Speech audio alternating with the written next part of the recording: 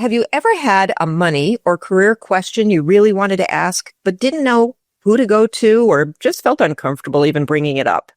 You're not alone. Talking about money can feel intimidating, even scary. And that's exactly what I'm trying to change. That's why I created a free virtual coffee chat, a casual, no-pressure 20-minute conversation where you can bring one thing you're wrestling with and we'll talk it through. No judgment, no jargon, no sales pitch, just clarity, ease, and a real answer from someone who gets it. If you've got something on your mind, don't sit in the confusion. Book a spot at limitfreelife.com and let's sip and sort it out. Hey there, and welcome to Money and You. I'm Michelle Perkins, your host. My search for more fulfilling work led me to career and business coaching, where I stumbled upon a game-changing discovery. Money issues often start with our mindset and habits. You see, our relationship with money is the key to overcoming those frustrating financial obstacles. As an entrepreneur, coach, and problem solver, I'm passionate about helping you create a great relationship with money. Because, turns out, that's the foundation for a limit-free life. Each week on Money and You, I speak with amazing guests about all things money, mindset, practical tips, and everything in between. We're here to give you new insights, education, and empowerment so money can be one of your favorite relationships. So join us for some lively conversations and let's transform your financial life together. Hello, hello. Welcome to another episode of the Money and You Show. I'm so excited to bring you today's show. We are going to be talking about a lot of things related to financial literacy and financial empowerment, especially for women. And we have a great guest who lives in this zone and works in this area, and she's truly a wealth of knowledge. And I met her and really just love what she's doing, love her personality, love how she understands the emotional parts of money and how your relationship with money influences you. And she's really doing, she and the organization she works with are doing a wonderful, wonderful service for the world in terms of empowering people through financial literacy. So without any further ado, I know you'll learn a lot from the show. So, please stick around, and I'd love for you to learn a little bit about Irene Kelly.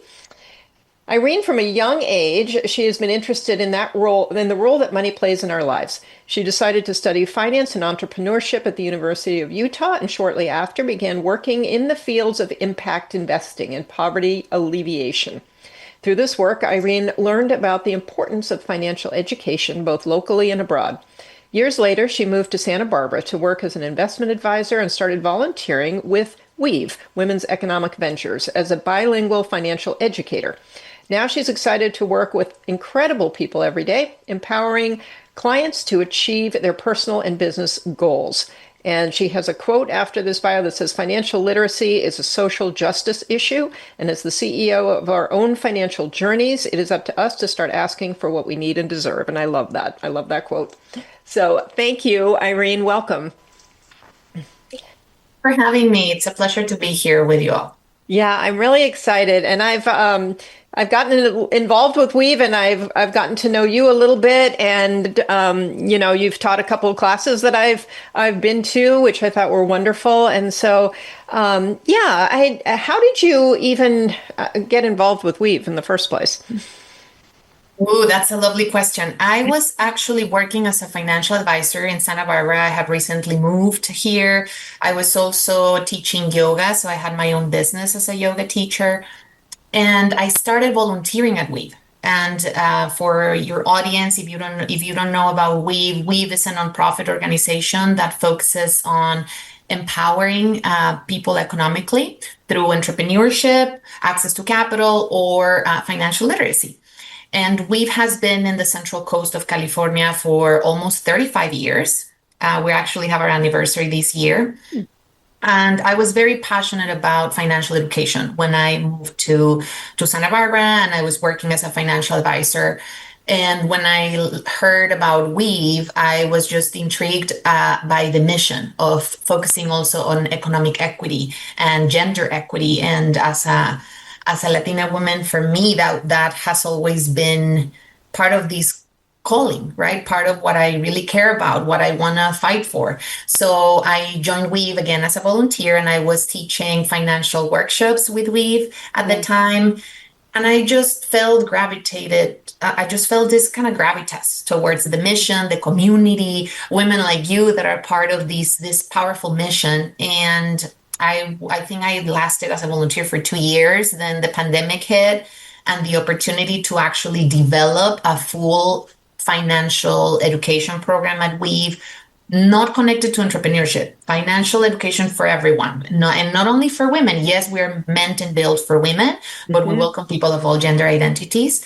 That for me was something that I could not pass. Right, I had to make a change in my professional path to something that made me feel much more connected to the work, connected to my own mission, and also connected to my identity, being able to speak Spanish, being able to empower Latina women. That for me, that was very important. So that's how I joined Weave officially as a full-time employee.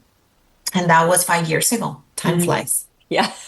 Yeah, I've been so impressed, and we have a mutual friend who actually was the one who introduced me to you. Her name's Deborah Darris. She's also been on the show a couple of times. She's wonderful, and her career just keeps transforming. So she's so smart in the world of entrepreneurship and now AI and some other things. But I so I learned through her and through you that she teaches a course on entrepreneurship, and it's very interesting how the networking is just so phenomenal, and it's really good up in Santa Barbara. I've met so many people there's so many networking things going on there. It's been really interesting, but.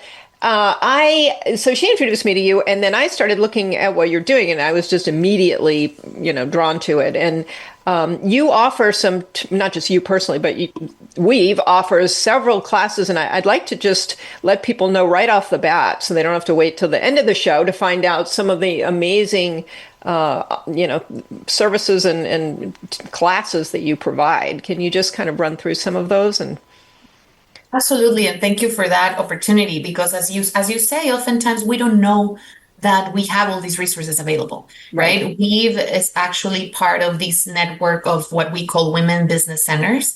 So if you are not living in the Central Coast and you want hands-on, in-person support, I encourage you to reach out to community developed financial institutions or women's business centers so that you can get the tools in your community as well, right? You can do both, because we have a lot of online resources that could be helpful from wherever your listeners are. In terms of services, I want to start with the kind of the component around how do we take control of our financial journey? How do we take control of our relationship with money, right? If we start there, we have free courses, free financial empowerment courses, both in person and online, that people can access again for free. So I would encourage you to check out our website, wevonline.org, and in the financial empowerment tab, you can start your journey with us, learning in the way that works best for you, whether that's via Zoom, via self-study course, or in person if you are in our region. That's kind of at the core of this concept of economic mobility, economic empowerment, right? Knowing how the system works. But unfortunately, oftentimes, knowing how the system works is not enough, right? We need the support system, we need the tools, we need to identify, hey, maybe we need to advocate better for ourselves when we see the discrepancy within what we make and how expensive life is.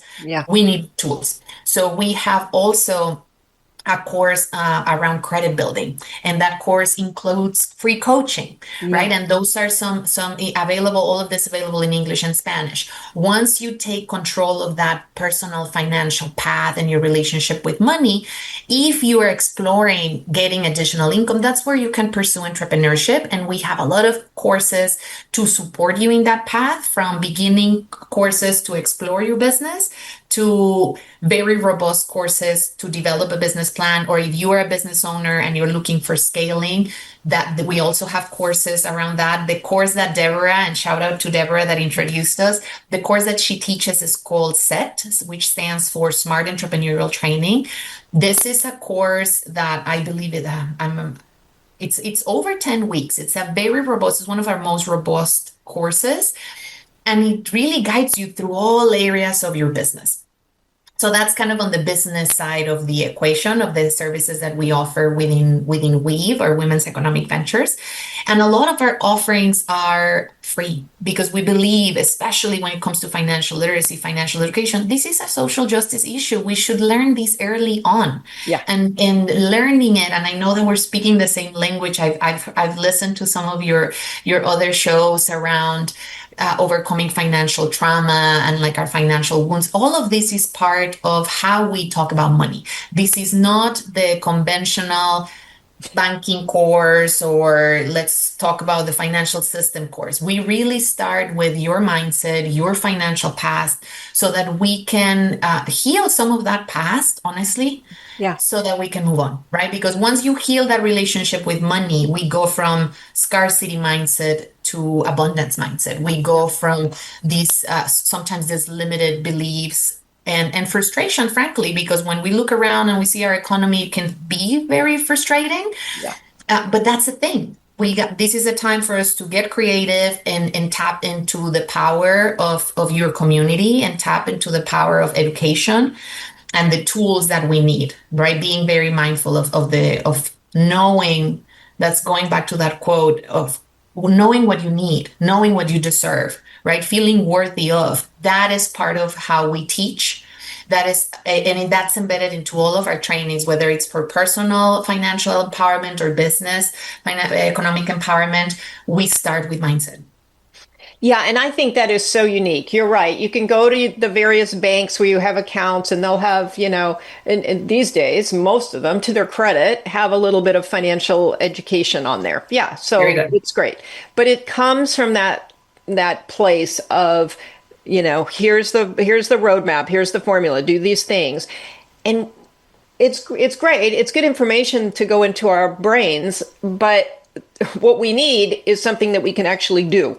And so if we don't believe that, either, like you said, we deserve it, we're worthy of it, or if you just don't believe you can do it, you can't imagine being able to save right now, or you can't imagine being able to pay off that debt, or you think, whatever you think, there's so many thoughts going around in our head that are based on our own belief systems and how we were brought up and the things that have happened to us. And that doesn't necessarily, it gets in the way of us just getting on one of these standard financial roadmaps. It's not that they're not giving you good advice. It's just advice doesn't matter if you can't implement it into your life.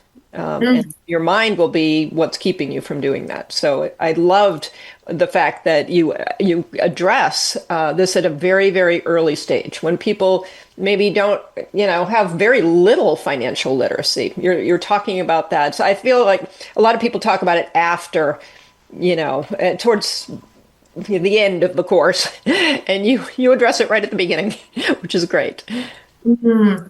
If I may, Michelle, I want to echo what you said about the standard, because that's one of the reasons why I decided to leave conventional banking and come into this space, because there's no one size fits all. Like, we're all so unique. We all have different dreams, different skills, different strengths. So it makes sense that our financial paths are going to look a little different.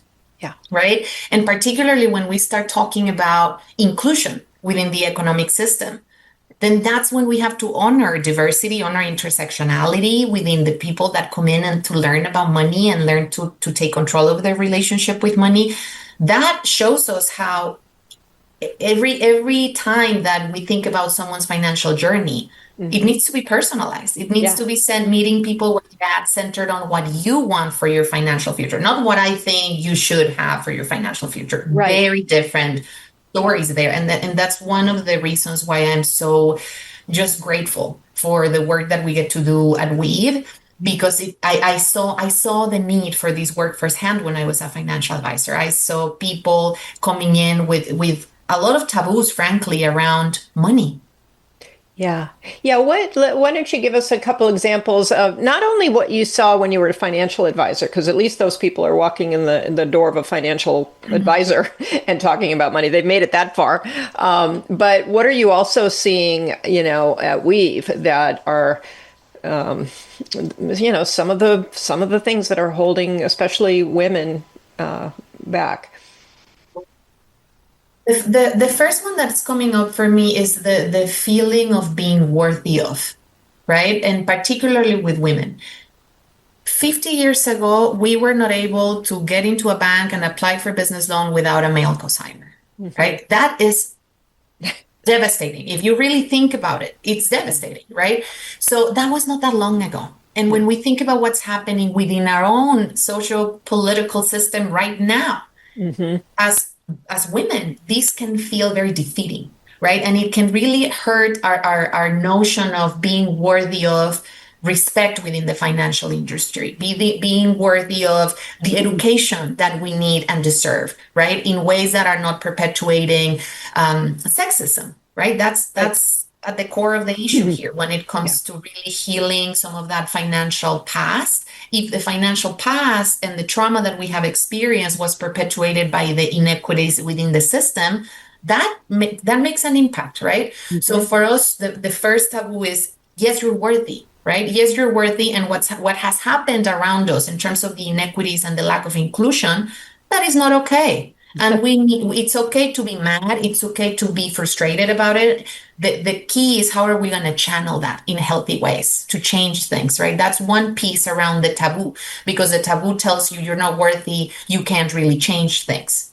And in reality, we actually can. Otherwise, we wouldn't be here 50 years later saying, hey, we need to change this, right? Right. There's leaders, both men, women, people of all genders that have been fighting for economic equity. So now it's up to us to keep doing it, right? And keep thinking creatively, okay, that didn't work. What do we need to do?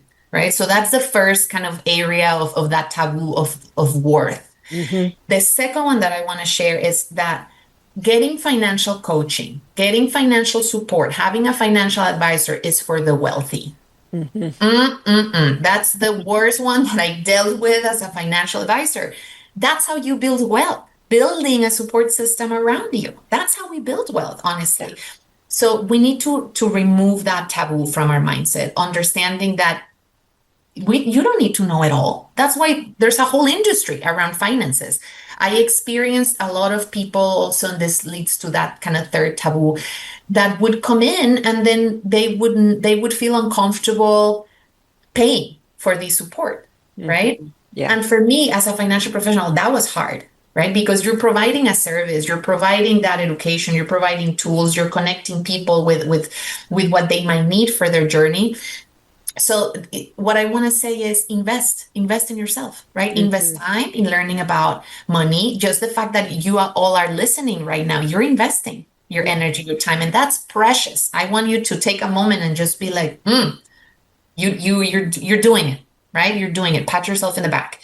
So those are the three that I was thinking about, Michelle, before chatting, because I see those three kind of areas of taboos as some of the most limiting, right? And going back to that second one around financial coaching, financial support is for the wealthy. We need to really demystify that taboo, because there are organizations like we that are nonprofit organizations that are subsidizing these services so that they're accessible for everyone, so that we can all build wealth and we can all have these kind of support system, because the financial system is complex and it's always changing, and you don't have to know it all. You just have to build the support system around you that can include these podcasts, that can include professionals within Weave, that can include, hey, your insurance broker, hey, your banker, right? We sometimes underutilize our bankers, right? Hmm. At the end of the day, you're the client of that bank. Go in, ask questions, say, hey, Yeah. what other tools do you have available for me?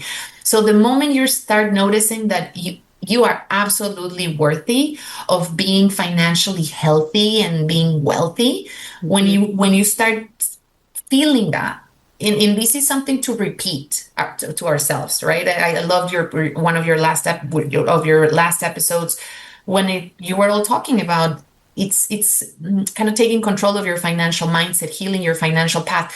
It's not quick. It takes time. Yeah. So being patient with yourself and taking those small steps, speaking up for yourself and your financial journey. What questions do you have? What do you want to learn about? Just make sure that you are investing in yourself, that you know that you're worthy of getting that support along the way. And this piece around it's okay to ask for help, because sometimes we also carry these taboos around, no, don't talk about money, no, that's a subject that we have to be careful with. That is a big challenge, a big obstacle when I think about economic equity, because the only way in which we're going to kind of close the gender pay gap, really get to this place where we feel that there's equity within our financial systems, is by talking about it. That's the only way. I couldn't agree more. And, we are all pretty conditioned to not talk about it. You don't share your salary. I mean, we've all grown up with that. Ooh, don't talk about money, in this context or that context. And it's so wrong. It's exactly, and men do it much more easily than women do. And they are, I mean, not all men, but a lot of men are learning about money. They're interested, and so they're learning, and they're a little competitive about it. I think they want to make sure they're not missing out on some investment, or somebody else is doing something that they should be doing. So they're having those conversations a lot more than we are. And there's taboo around it. There's also a lot of shame where women feel like they can't have that conversation because they don't know enough and they'll sound stupid, which they won't. You have to,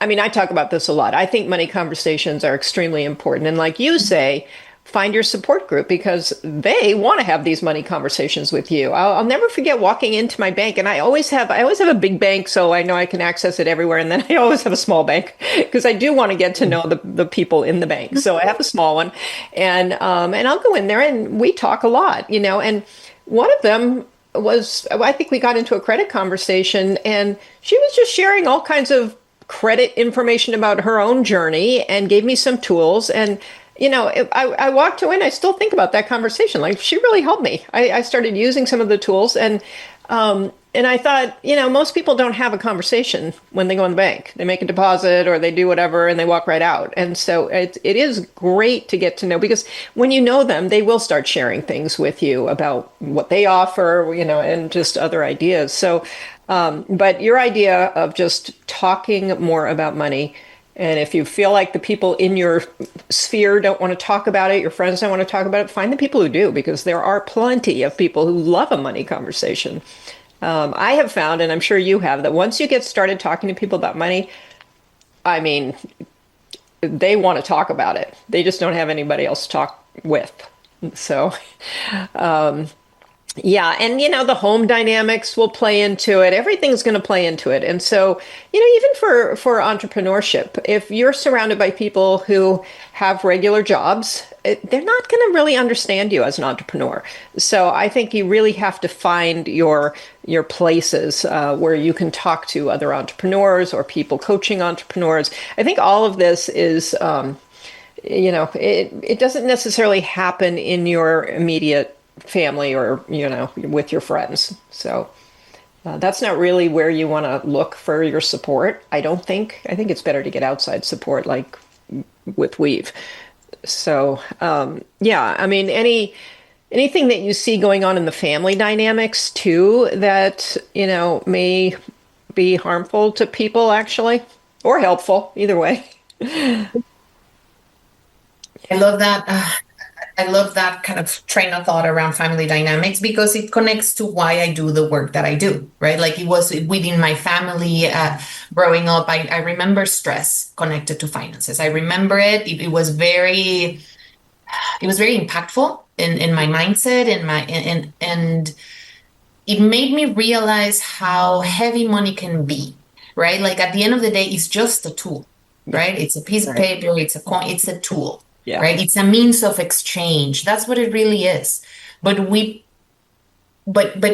have so much kind of so much feeling, so many feelings associated with it, right? And our background needs to be honored when it comes to those feelings. Our financial past needs to be honored as well, because Hmm. if you've experienced in your household any financial trauma, research shows that at the age of 3 years old, we start absorbing financial behaviors we're going to repeat as adults.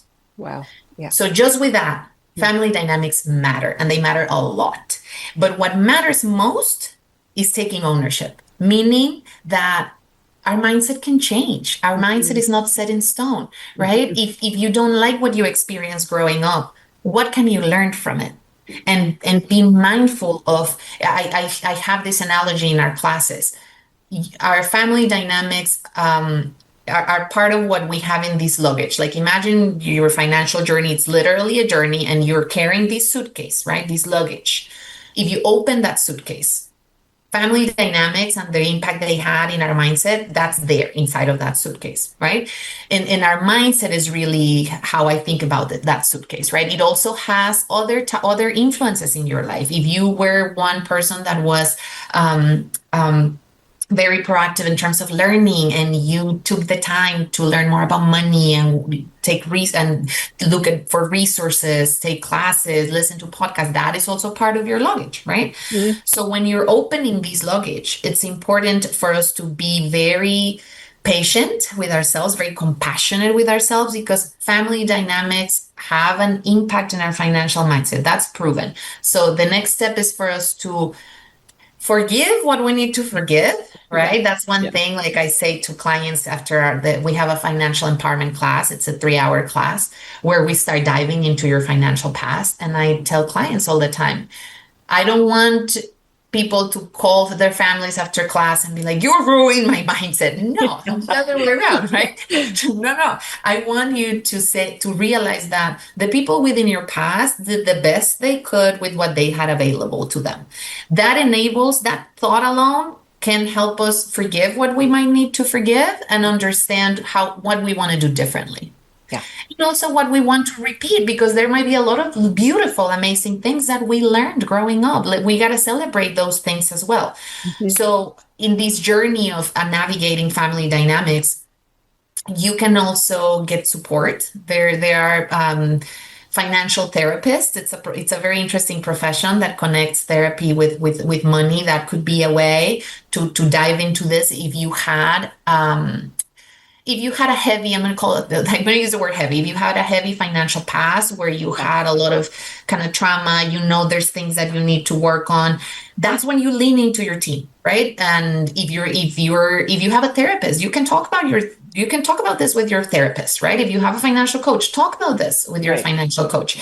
And that enables you to take inventory of what family dynamics did in your journey Hmm. and what you want to change about it. That's why our program is not only financial literacy. For me, literacy is not enough, right? We Hmm. need to take action. We need the tools, we need the support system. That's when empowerment comes in for me, right? So that's why I really encourage people to be patient, but be proactive, right? Take those little steps, even just sitting down, journaling about what's coming up for you as you're taking classes, as you're listening to these conversations. What's coming up for you? Write it down, because what's coming up for you, it's exactly what you need to work on. And Yeah. that's beautiful. Knowing that that's kind of our next step, that is something to celebrate in and of itself. Oh, that was so good. And yes, I couldn't agree more. I just love this conversation. Yeah, I love the journaling. I love because more than, yes, it's important to understand practical money things. How do I get out of debt? How do I build my credit? How do I save?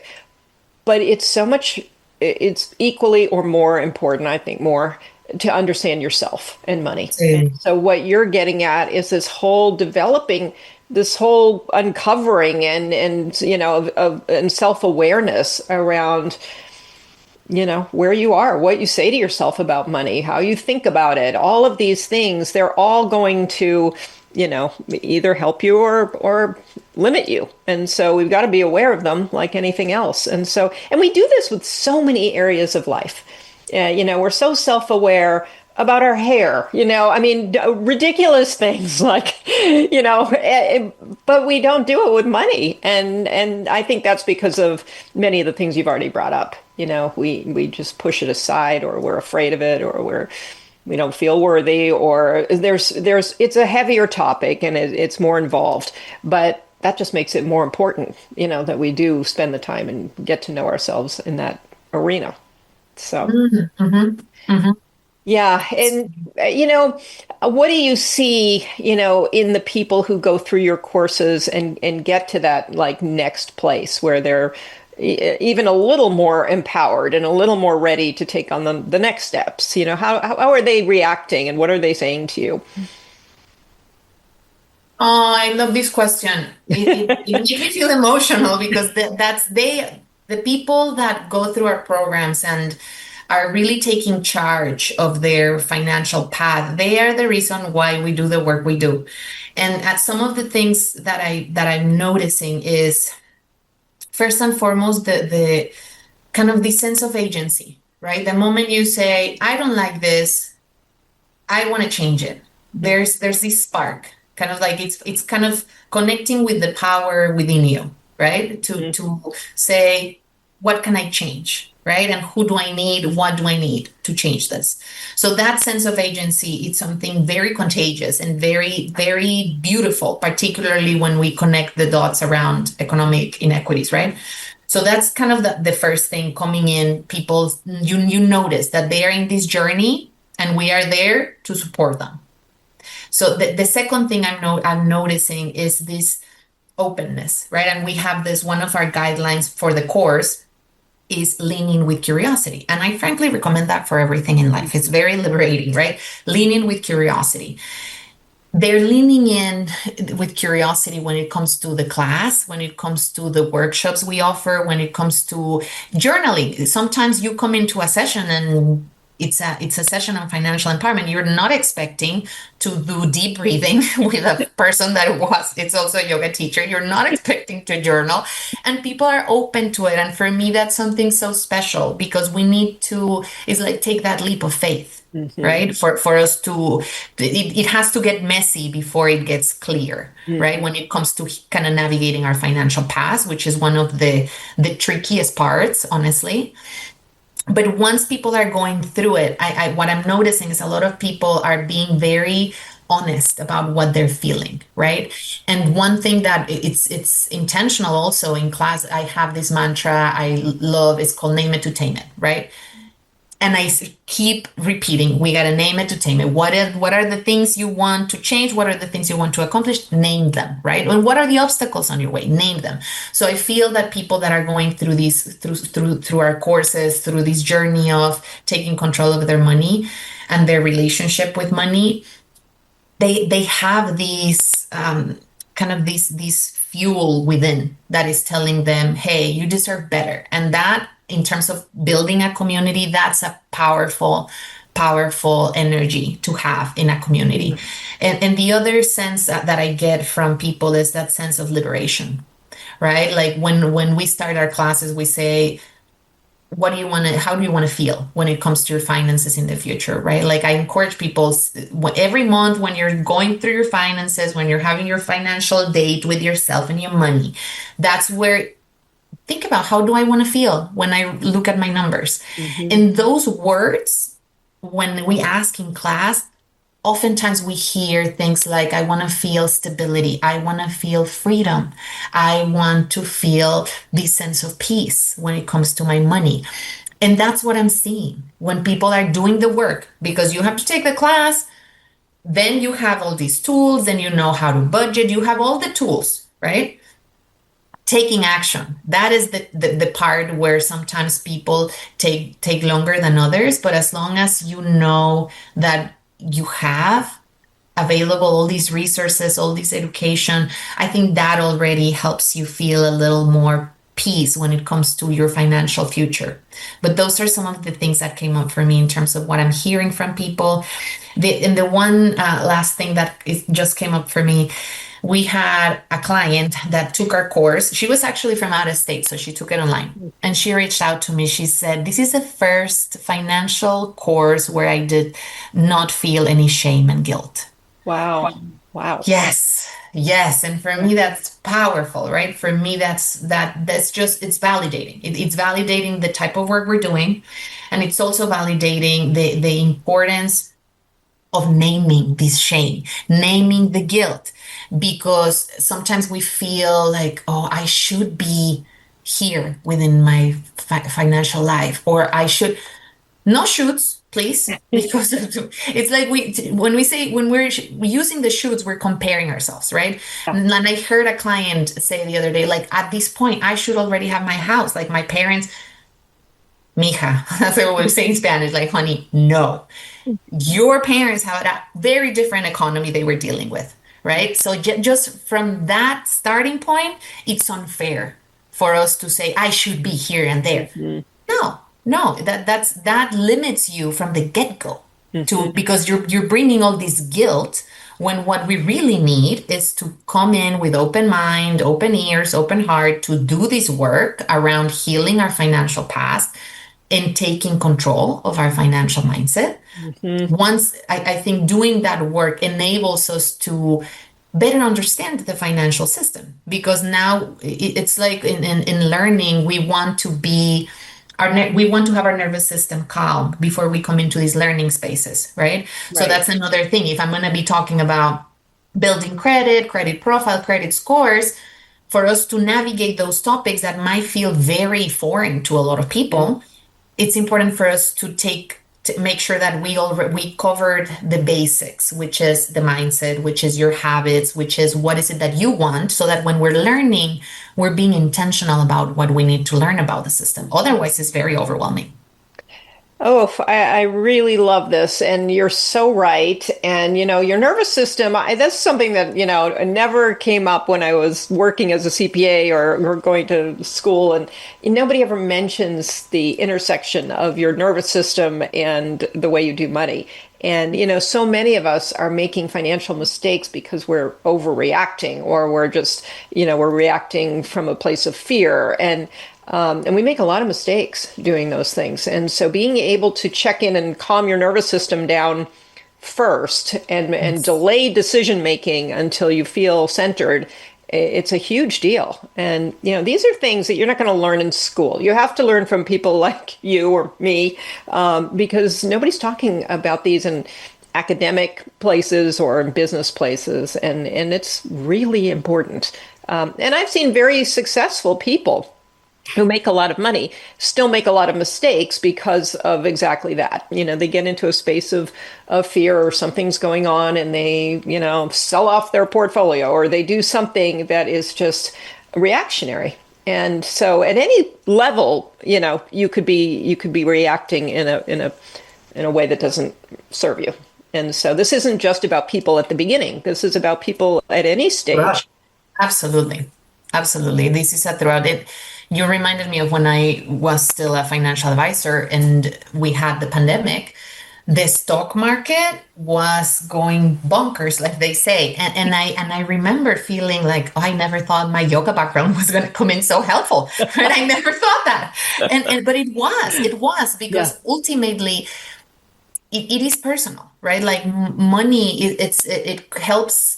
It has a big impact in our mental health. Number one, like Mhm. there's research that shows that just thinking about money can already have an impact in your anxiety levels. Just thinking about money, Yeah. and for a lot of people that have wealth, that have the means to have stability within their lives, this might not be that big of an issue. But most people, even Santa Barbara County, where I'm based out of, Mhm.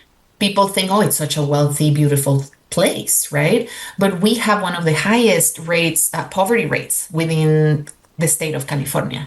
Mm. So income inequality is something that we don't often talk about when it comes to financial literacy. And it's important for us to note that because not everyone is going to come in with the same with the same trauma. Not everyone is going to come in with the same needs in terms of financial education. So Right. for us to be mindful of meeting people where they're at and prioritizing trauma informed products, services, education, that's major. If we want to really tap into financial education and literacy as an engine for poverty alleviation, economic mobility, we do need to be very mindful of how we talk about this with people that have experienced a lot of trauma.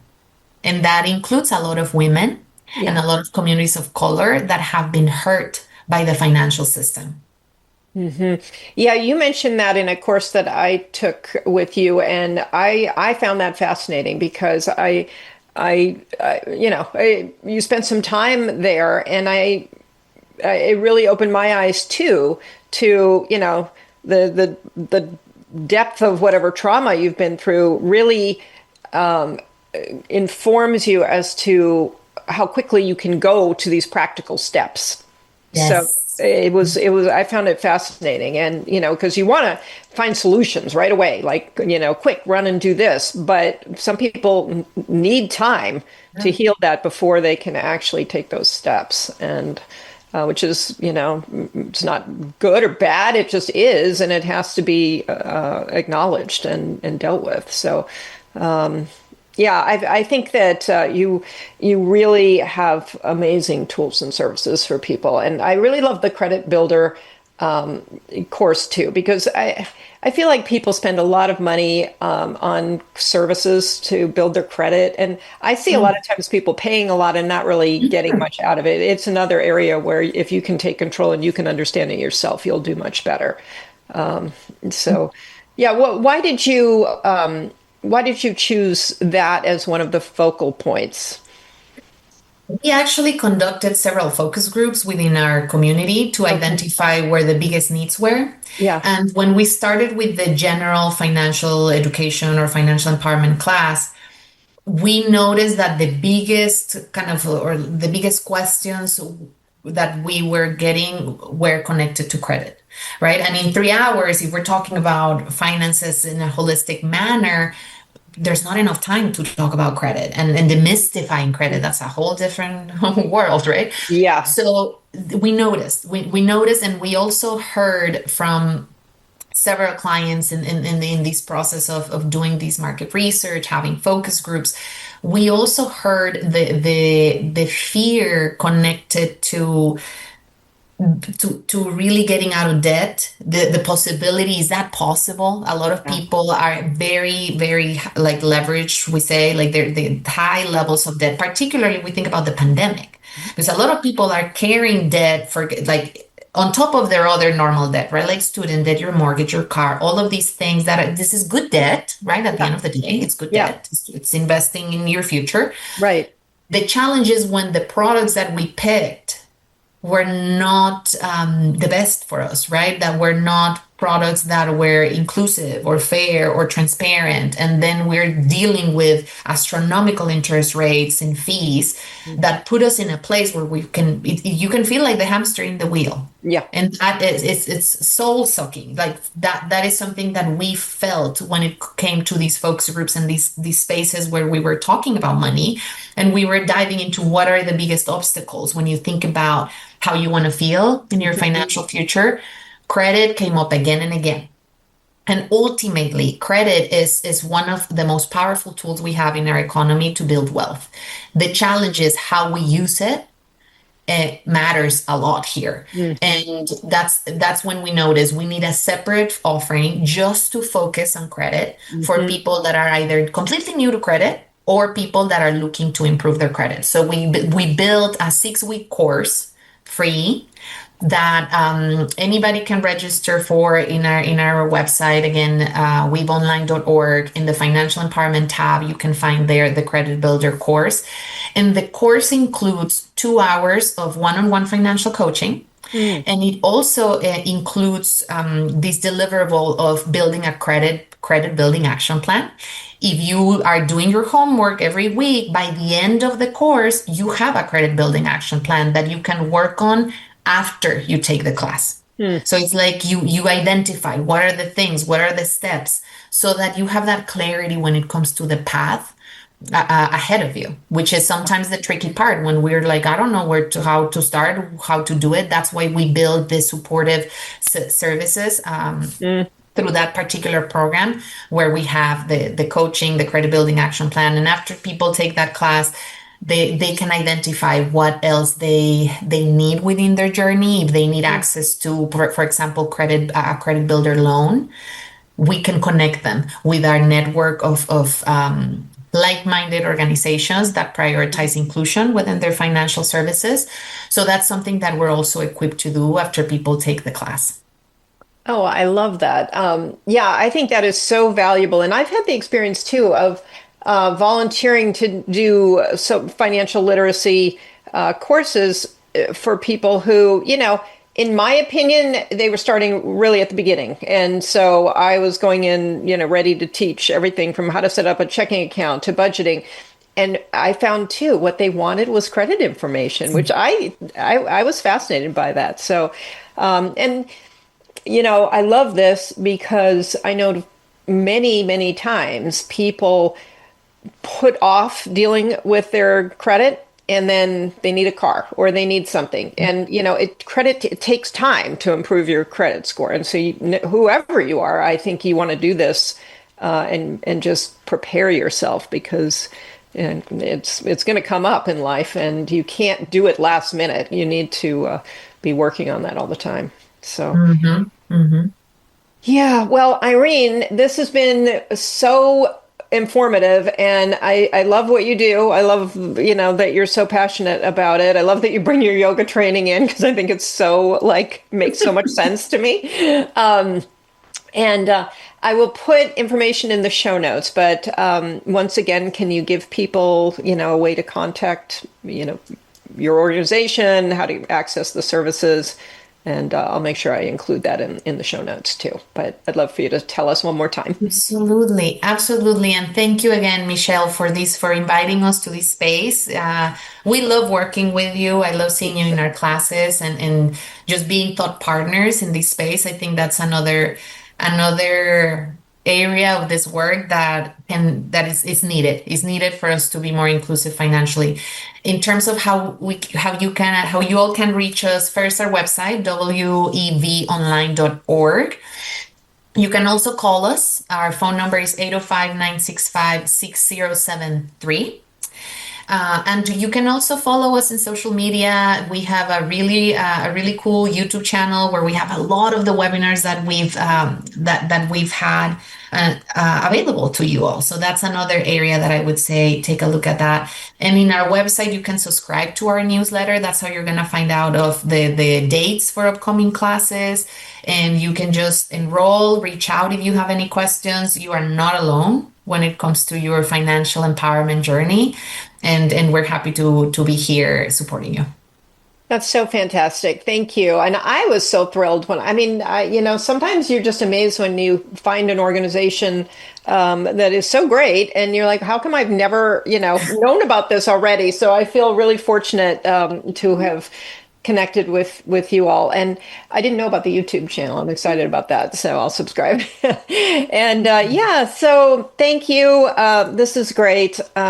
And I really hope people will check out Weave and look into some of the courses. And, it's great when you have online courses that you can do from anywhere. So it really opens it up to people all over. So thank you. Thank you for what you do. And thank you for being here. Really appreciate it. And it's a great way to start the year too for people to get this. I love the idea of really identifying what can I learn this year about finances. I mean, for all of us, there's more to learn. So pick something and make that part of your year because you're right. We should all be paying attention to it. We should all be learning. We should all be implementing and continuing to move to the next steps. There's always more to learn. And the more you get into it, the more you can find those areas that you're really interested to. I mean, it's one thing to learn the basics, but then say you do want to start a business or say you do want to invest in properties or whatever, now you have the foundational information to let you go to these next levels too. So it's really important. Absolutely. Absolutely. And I would also say that as you go through this journey, if you identify areas that are difficult for you, right? That's where give yourself grace and reach out to people that can support you, right? Like we have a bookkeeping coaching service for people that are either self-employed, they're business owners, and you're busy building the business, offering the service. So Hmm. it's okay to say, I want an expert to take a look at this and help me manage it. That's okay as Wow. well, right? That's Wow. okay as well. Invest in you, but I think investing in our financial journey and our education and our support system is like it's also investing in our health and our mental health. Because when you have that taken care of, it's easier to kind of exhale and be like, okay, we're good, right? Yeah, yeah, I couldn't agree more. It's important for your whole life. It's very holistic in that way. When if you get your money house, under control and in order, you're healthier, your relationships are better. I mean, really everything improves. So that's yeah, it's great. So again, thank you so much for being here, and I look forward to seeing you again soon. And listeners, take advantage of all this wonderful information and share it with your friends, family, anybody that you know that you think could benefit from this and access these tools and services. Please share it. And let us know if you like the show. Give us a like and a review if you're so inclined. We really appreciate it. It really helps us. And thank you. We'll see you next week.